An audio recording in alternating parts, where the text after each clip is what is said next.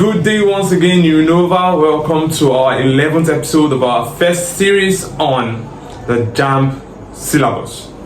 Now, we've been discussing on the first topic, living organisms, and we are in the 11th part of this first series, which is plant and animal cells. Now, the JAMB syllabus requires that you know the differences between plant and animal cells, so that whenever you are presented with questions, MCQs on them, you'll be able to identify the correct answers and click appropriate. But before we dive right in, do well to subscribe to our channel and hit on the notification bell below so that when we drop content like this, you get notified. All right, good. Let's get right in, new novas. Now, we are going to be exploring the differences between these two cells. Let's start with the identification of this cell. This right here is a plant cell. It's a plant cell, and one of the first things you can easily note to identify that is their shape. And you can see that this is more like rectangular shape, and then we have this which is more spherical or irregular shape. So here now we can quickly identify it as our animal cell. Having done that, now we can dive right into identifying the structures that are present within the animal cell and the plant cell. And while I do so, I will be noting some of the major differences that you can observe from this. We've already explored one of the differences, which is about the shape. We've been able to explore on the shape, and we said that for the plant cell, we said it's rectangular in shape, right? Rectangular in shape. And we said for the animal cell is more spherical, is more spherical, or you can see sometimes irregular. It's irregular in shape. You see that now? So that's one of the major differences we've been able to explore. Now look at this place here. This is the nucleus, this is the nucleus. So we can quickly identify this here as the nucleus of the cell. So I'll label it here, the nucleus of the cell. So this is the nucleus. Same thing with this guy here. So I can just label it here. This is the nucleus. So we're going to post a video to teach how to label as a biology student. We'll be teaching you how to label as a biology student, and that will help you so well. So here now, we can quickly appreciate that around the nucleus, from our previous class, we said that the nucleus is the double membrane bound organelle, but this is a diagram here, and we might not be able to explore the double membrane structure of the nucleus, but we can quickly identify that this right here is the nuclear envelope. So that means around the nucleus, you are expected to have the nuclear envelope, also known as the nuclear membrane. So we have the nuclear envelope. So the nuclear envelope. Same thing is happening in the plant cell.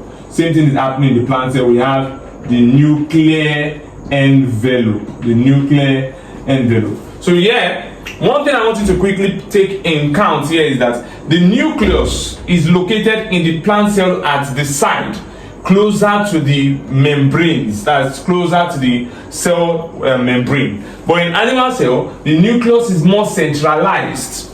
That's another important difference that you should take note of here. The location of the nucleus. So we're looking at the location of nucleus, because that location of nucleus is another point that serves as the difference between plant and animal cell. So we said in plant cell, the nucleus is located where? For plant cell, is located more to the what? More to the side. And while in animal cell is located where? Is located more central. So we say it is centralized. Are we getting the concept here now? So another thing we want to take note of here is that these guys that are surrounding the nucleus, are called the rough endoplasmic reticulum. And we have that also happening here, rough endoplasmic reticulum. Are you seeing that now? Good. Now, within the nucleus, in both animal and plant cell, you see, as we are stating the differences, you can see that there are similarities as well. Now, in both plant and animal cell, we can appreciate the presence of a nucleolus.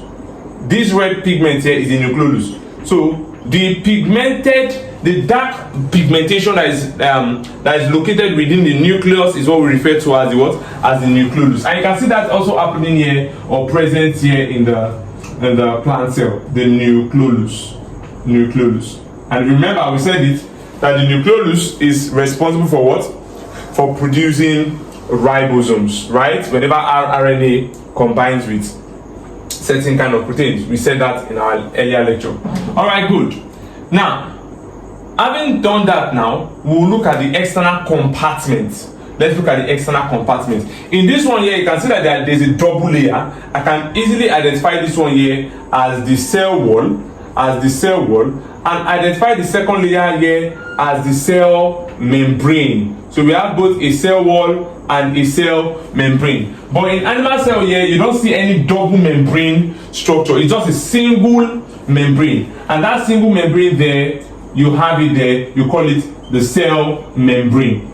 That tells you that both plant and animal cell have a cell membrane, but plant has cell wall while animal lacks cell wall. So I can come here and write cell wall. Are we there now? So we can put here, in plants cell wall is present, but in animals cell wall is absent. There we have it. Now we also have this structure that's right here. This structure here is also here. We call it the Golgi.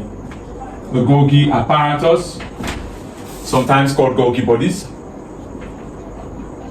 Golgi apparatus. As you can see, it's present in both the plant cell and the animal cell.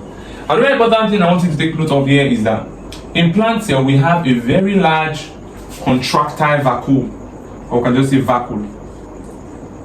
We have a very large vacuole, but in animal cell we have a small vacuole. Small vacuole. And then now, and one thing I need to know is that in some animal cells, what you have is small vacuoles that are numerous. So you have more than one of them. And then also we can come here and just write for vacuole. Vacuole is, for plants here, is large, and in animal vacuole is small. And then now, you can put numerous, small, and sometimes numerous. Okay, now let's look inside the vacuole. Inside the vacuole, you have this guy and this guy that are here, major constituents of the vacuole. And then now we have this guy and this guy that are there, which are major constituents of the vacuole. This guy here is called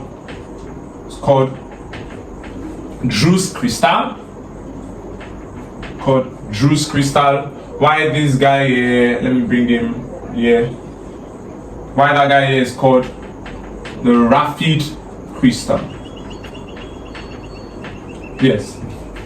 Now, this Druce crystal and rapid crystal are both made up of oxalates. They are both made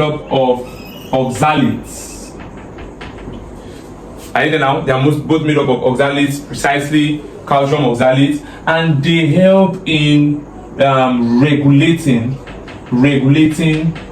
calcium ions.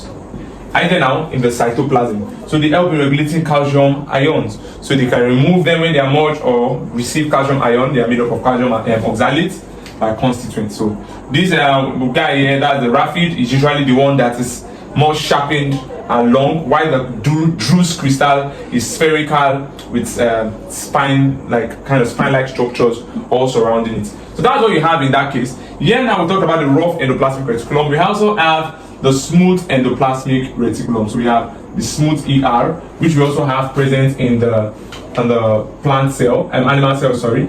I didn't include that, let me just put that now. So we have that here, the smooth endoplasmic reticulum.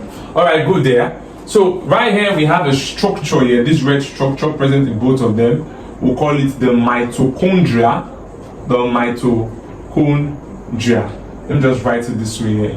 The mitochondria. So we have the mitochondria here.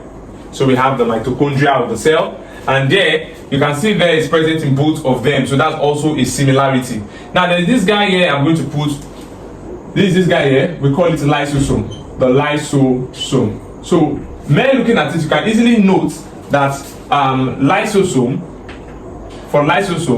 is absent, or let me just use the word, is rare in plants but present in animal cell. You see that now? It's rare in plants but present in animal cell. Good. So this is another structure again that serves as a major difference. This structure that is here, we get it now. We call it the amyloplast. The amyloplast is a type of plastid. Idea now is a type of plastid. When you hear the word plastid, so what are plastids? You understand now? The major constituent of this type of plastid here, this aminoplast, they are usually non-pigmented kind of plastid. Are you getting now? And they perform the major function of doing what? Of storing starch. Are you there now? So this aminoplast, its major function is to store starch.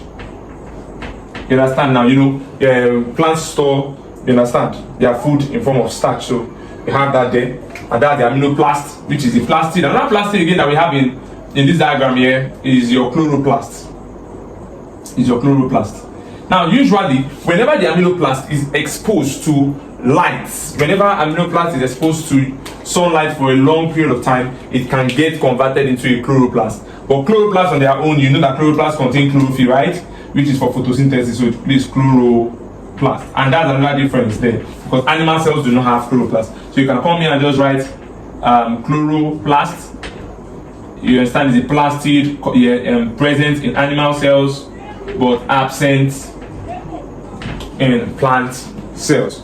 So you see that now. So we've talked about the lysosome, which is rare in plants but present in animals. We talk about chloroplast and even amyloplast.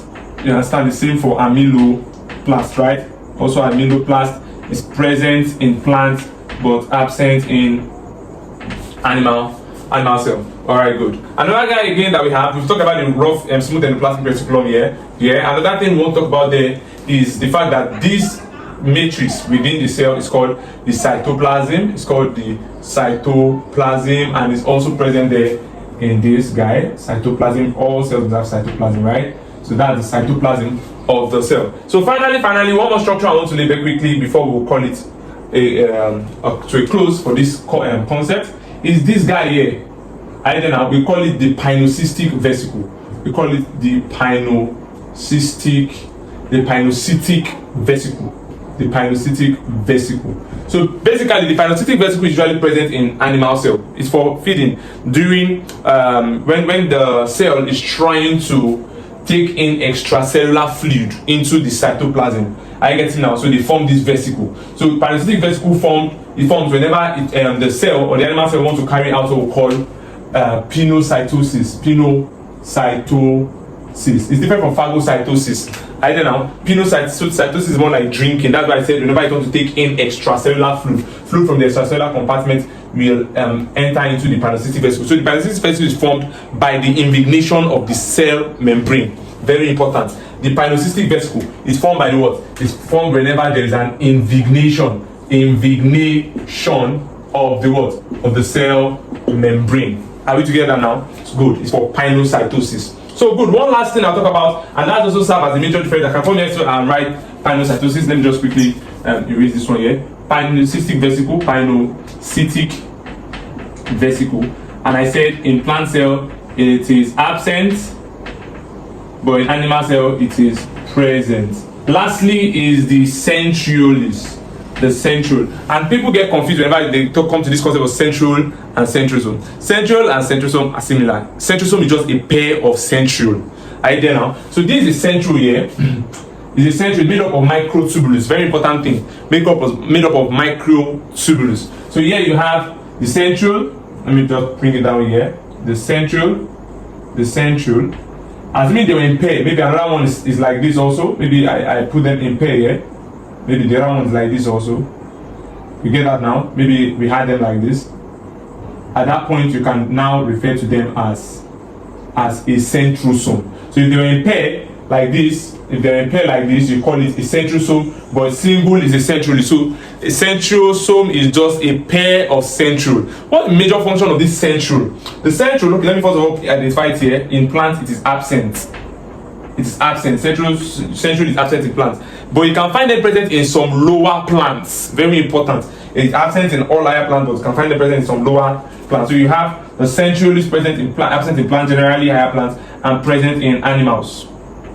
Now, what the major function of this centriole is? It takes part in cell division. During that period when there is formation of mitotic spindle fibers, it is actually the centrosome that aids, as when I say centrosome, a pair of centrioles that aid in the formation of that mitotic spindle fiber. So it's the site for the organization of the mitotic spindle fiber. So when you hear centralis or centrosome, that is centralis, or you hear centrosome, understand that they are just bundles of microtubules. They are bundles of microtubules, right? That perform the major function of what? They contribute in cell division. They contribute in cell division. Are you there now? By doing what? By organizing the what? The mitotic spindle fibers. Those spindle fibers that will be at opposite pole that we now later, the fibers will attach and cause an alignment of the chromosomes. Are you getting now at the equatorial plate before there is this pulling during the metaphase stage at the centromere? Are you there now? So that's very important for you to take note of. They have the microtubules which we have cell division. Are you there now? By organizing the what? The mitotic spindle fibers. Good.